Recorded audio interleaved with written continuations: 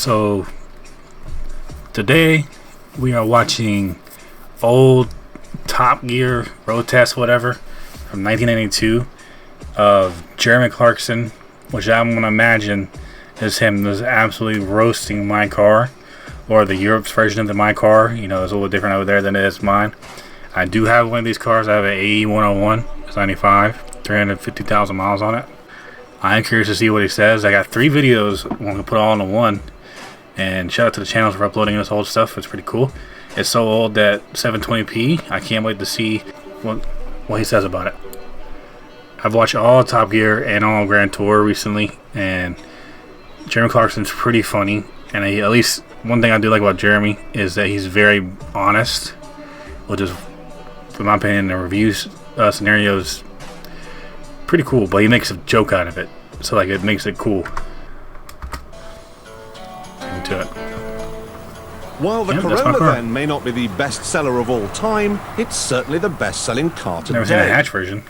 Trouble is, if it's to do in Britain what it has done elsewhere in the world, it needs to outfox this little lot. Here, where Japanese car sales are pegged by import restrictions, the Corolla's market is dominated by cars like the Astra, the Escort and the Golf. If a car is going to succeed in Britain, somehow it has to get past this seemingly impregnable wall. So, does the Corolla stand a chance?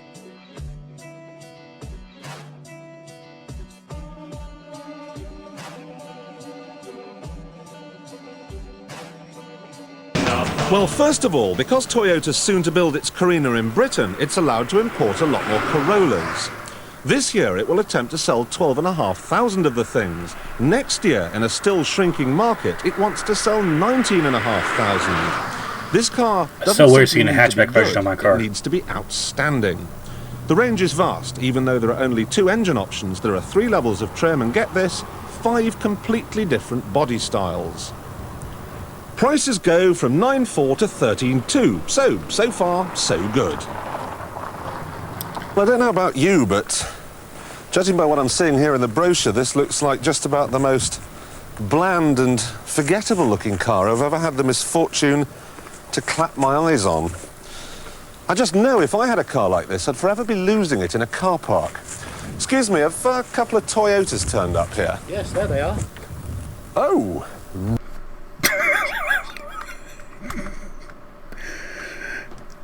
Ooh, look at young Jeremy Clarkson. Look at his hair. We got a similar hairstyle. You know, that's what my hair looks like when it goes out. It's pretty funny. You can definitely tell this is the era before he really managed to get that, like, his timing and his comic relief part down. Like, it doesn't feel as staged now, but even though it is, but back in the day it was probably just very weird. Trying to figure it out. Right. Now this is the entry-level 3-door hatchback, but I don't know, it could be a Mazda or a Nissan or an Astra or even one of Quentin Wilson's beloved Colts. It's just so anonymous, just another shape on the roads, and not even a particularly attractive one. This line here, for instance, just doesn't work. It makes the whole back end look so bulbous. I don't know. Now, I will say, the whole back end looks so bulbous. I don't know. Compared to what I have the sedan. The hatchback version of this year, it's not doing it. It's very, like, if you just like removed, like covered up the taillights, like from the back window down, it kind of looks like a hatchback Honda from the back wheel to the front wheel. But yeah, it's not doing it for me. That styling. Now this one is the slightly more characterful 1.6-litre 5-door liftback executive. Now if you think that's a silly badge, let me remind you that until last year Renault sold a car in France called the 21 Manager.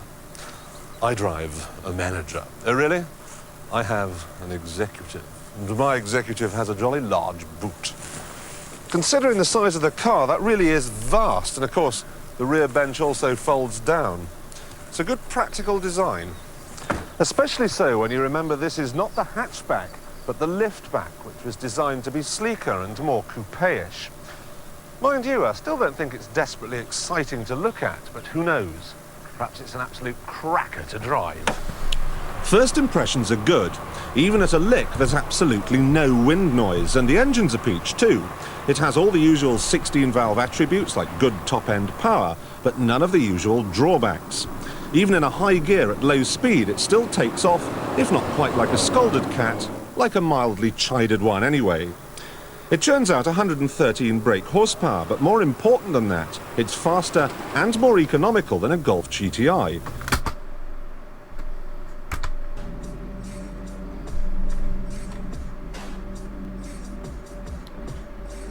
And I know you're watching this, Colt. For those who don't know, Colt's a huge Volkswagen fan. You heard the man. That's the GTI. At the time, you know, obviously it's not the same now. Maybe the GR could compete with the new Golfs and stuff, but not the basically, you know, Apex and the hatchbacks. Let's carry into it. I do want to say that pretty much what he said about the speed and stuff, it's not slow for what it is. It's only got 100-something horsepower. I really like it. The ride's smooth, even on coilovers. It's pretty nice. I managed to average 40 mpg, which is remarkable. However, what sets the Corolla aside from all of its European competition is that it's an absolute doddle to drive. You can really slide through the gears using literally just your little finger, and the steering is quite unbelievably light. In fact, try as I might, I can't really think of too many cars that are much easier to thread through town than this, what's it called? Corolla, that's it. Inside, one or two things warrant a mention. The ride's very good, but the seats lack lateral support and are covered in this horrid Pleblon material. Also, headroom's a little tight for beam poles like me, and small people find it difficult to see out the back, apparently. But these niggles... What did he say? ...a small fry compared to the list of good points. And number one on that list has to be the build quality. It's quite magnificent. It's also very well equipped. You get a great stereo, power steering, electric windows, electric sunshine roof, you name it. That's true, that interior is literally spelling on mine. It's got a couple things that are different. One, his clock works, mine does not. Two, he has a cassette player, which is periodically correct. Other than that, yeah, he's being pretty fair to it, even though he first thinks it's a bland-ass car. But that is what it is.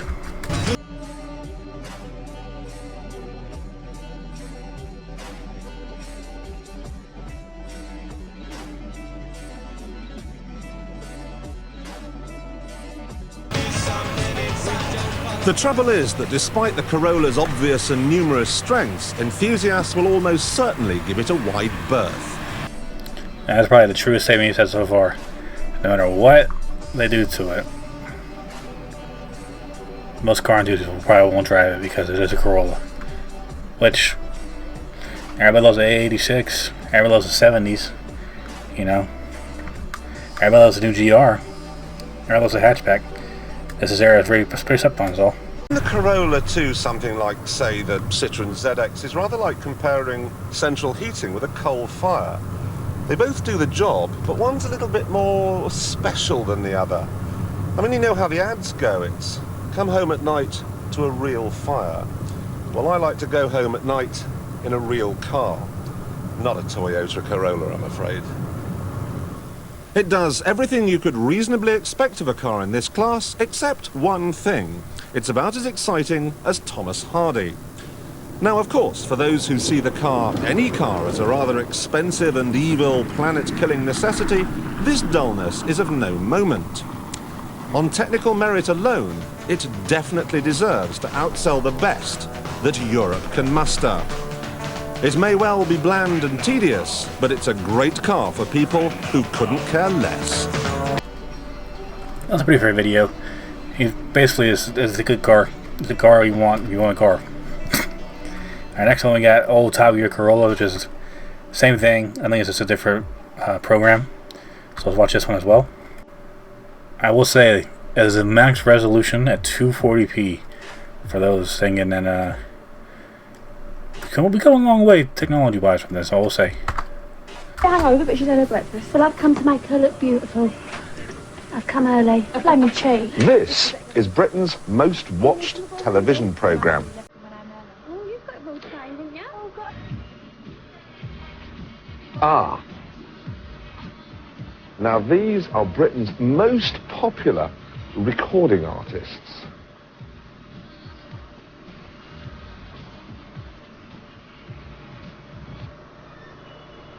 You also get the Now here we have Britain's favourite foreign holiday destination. Now I can understand all of that, but I can't understand why this is Britain's most satisfying car.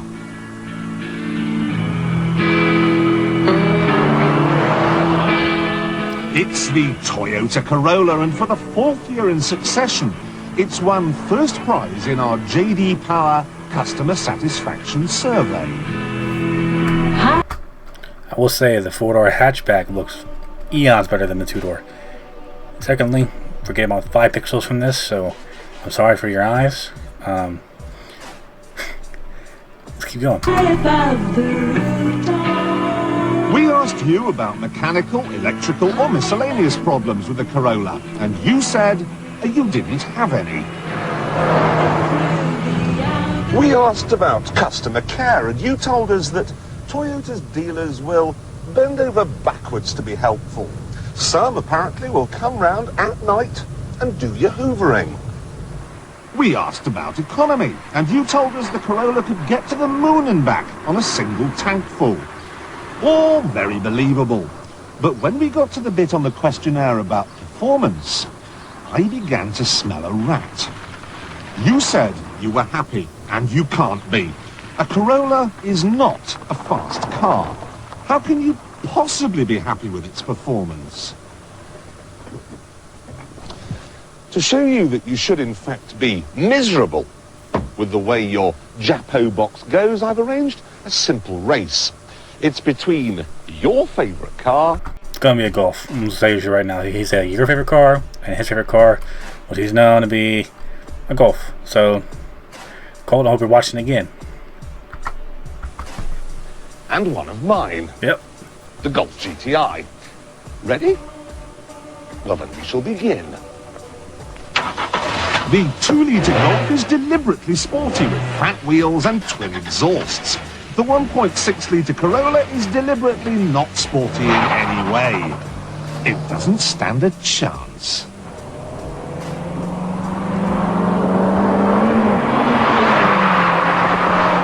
Oh. How about that one, Colt? You see that again?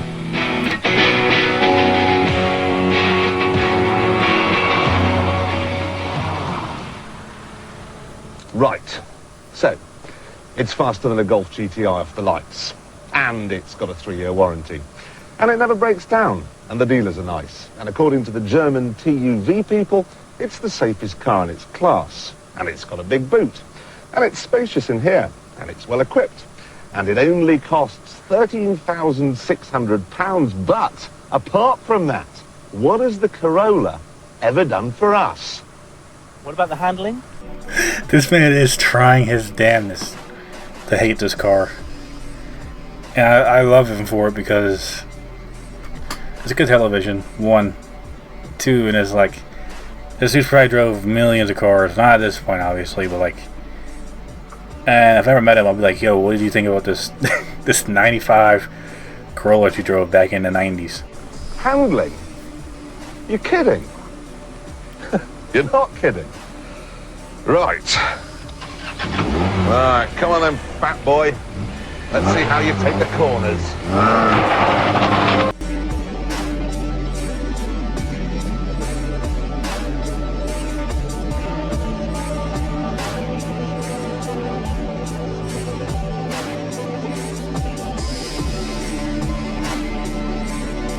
Well, it's no Ferrari, but I will admit, grudgingly, that it's so nimble and light, it ought really to be called a diet car. There is no doubt that, dynamically speaking, the Corolla is hard to fault. but I still hate it with every fibre of my body. Tiff hates the MGF. Quentin, as we all know, hates larders. But this is my bête noire. And here's why.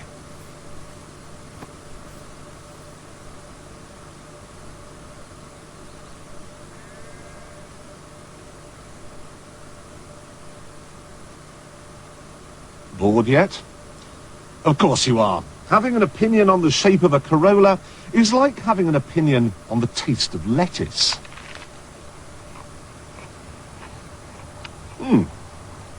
It's nutritious, it'll keep you alive, and it's cheap, but it doesn't taste of anything. You might as well chew the sky. There's no passion gone into the design of the Corolla. The body is simply a device for keeping the occupants dry. The seats are there to prevent you from sitting on the floor, and the dash is only there to hide the wires. But the blandometer goes off the scale when you drive it. No, that's the wrong way round. I should say when it drives you. We know it's fast and handles well, but it simply doesn't involve the driver at all. As far as it's concerned, the bloke behind the wheel is just the meat in the seat, something that makes its carpets dirty. Some people like playing the piano or golf or chess, but me, I like driving. I find that changing gear and accelerating and braking and steering, I find all these sensations really satisfying. But in this, it's like playing tennis against a mattress. You give it your best shot and you get absolutely nothing in return. It just scoops up the driver and, without making any demands at all, deposits him at his destination.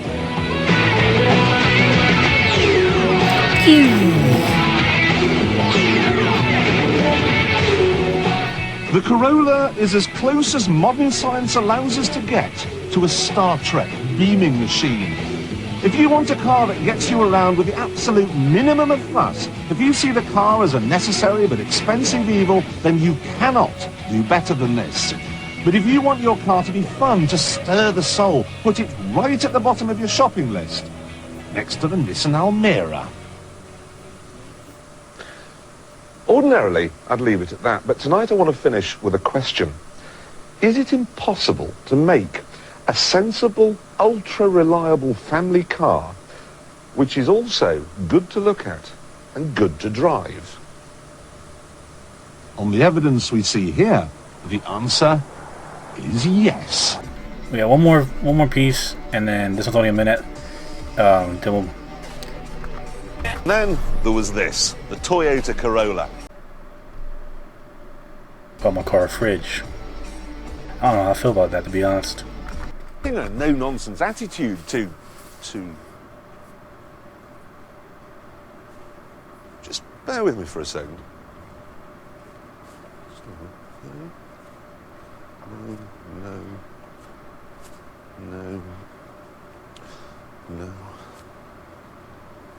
No. Oh, sorry, here it is, sorry. The Toyota Corolla went on to become the best-selling car the world has ever seen. Nevertheless, driving a Corolla is like eating flour. It's as interesting as the night sky when it's cloudy. In fact, it is a cloud, a damp, white, shapeless lump. When all is said and done, though, the simple fact of the matter is this. More than 24 million Corollas have been sold, making it even more successful than the Volkswagen Beetle. That's a pretty cool fact. And I'm pretty sure it's still the best-selling car of all time. I could be wrong. I think the best-selling vehicle of all time is definitely the F-150, I think, or the Silverado. To make it up for you guys for destroying your eyes watching that low-resolution stuff, we're going to watch something from the modern day to see how far the car itself has come in over almost 20 years. This is my most anticipated car I think I've ever seen. I've seen one in person finally. It was awesome. I'd love to have one. A little price right now, but we don't know what the future holds.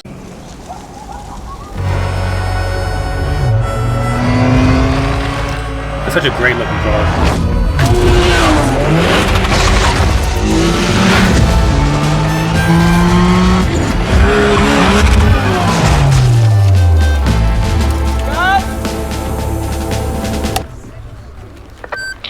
The color, the shape, the whole design is just perfect. It's good. I liked it. It looked good. All I'm seeing is dust. Okay, is dust a feature on this model? Okay. So no dust. Yeah, we could, Why don't we use literal horses to represent the horsepower? Horse metaphor.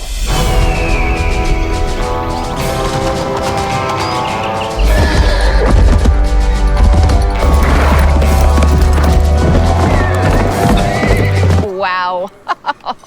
Now, who has seen that done before? it's good to have options, for sure. Watch out, I might be coming for your job. Well, If it weren't for the pay cut. These guys are actors, they're actually corporate people. They play corporate people pretty well. I love how Toyota makes fun of themselves for being, the last decade or so, being like the boring family brand after they were like super power legends back in the 90s and 80s. Now they're back to their roots, killed the GR stuff. It's pretty cool to see them making fun of themselves. It's always a good attitude, good personality when you can make jokes of yourself. We closed on the Palm Springs house, by the way. Nice. Sorry to interrupt. The snow's ready for the big winter scene. Go ahead. Roll it. All right, everybody, let's go. Patching visual on your location. Stand by 6 seconds. Helicopter inbound. You've got company. I gotta stand that trope, the typical hacker trope. I'm in. 50 feet ahead. Hard turn to the left.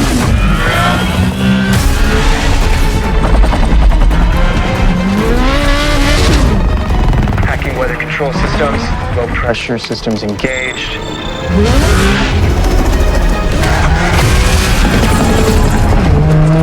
And you're in the clear. What's with the speeds? It's like everyone is late or something. Yeah, no, we really cannot promote a lack of time management skills. Absolutely not. On time is on brand. Well, the next scene with the 70s Corolla is more about safety than time. Remember? yeah. Out in the middle of nowhere, Uh-huh. our driver comes across a sleeper in distress. What's a sleeper?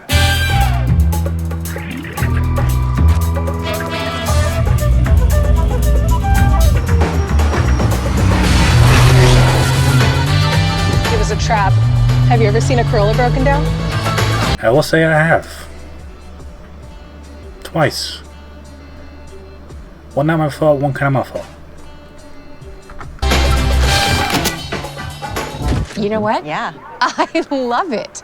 Right. No, we can't call the elderly woman a sleeper, okay? How about drowsy geriatric? Oh, Oh, it's more like sleepers in distress. Why are you liking yes. Ah, Kelly. Welcome to the team. that? Wait, what's happening? Oh, well, it's time to wake them up. Wait.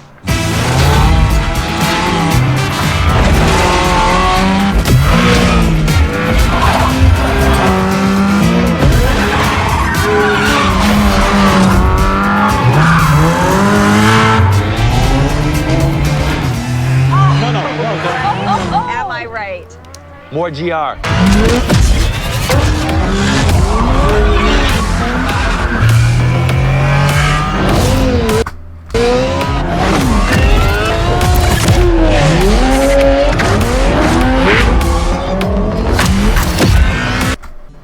What a great looking trio of cars.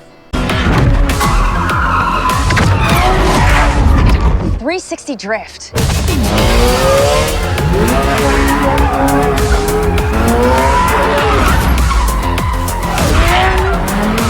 Baby. Oh, shoot the gap! Can I get a walkie-talkie? All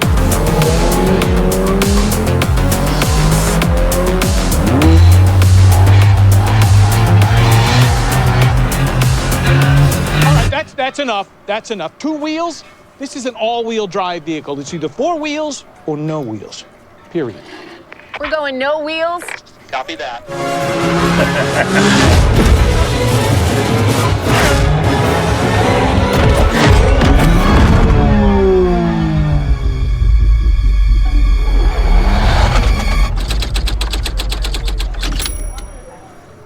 the undercarriage.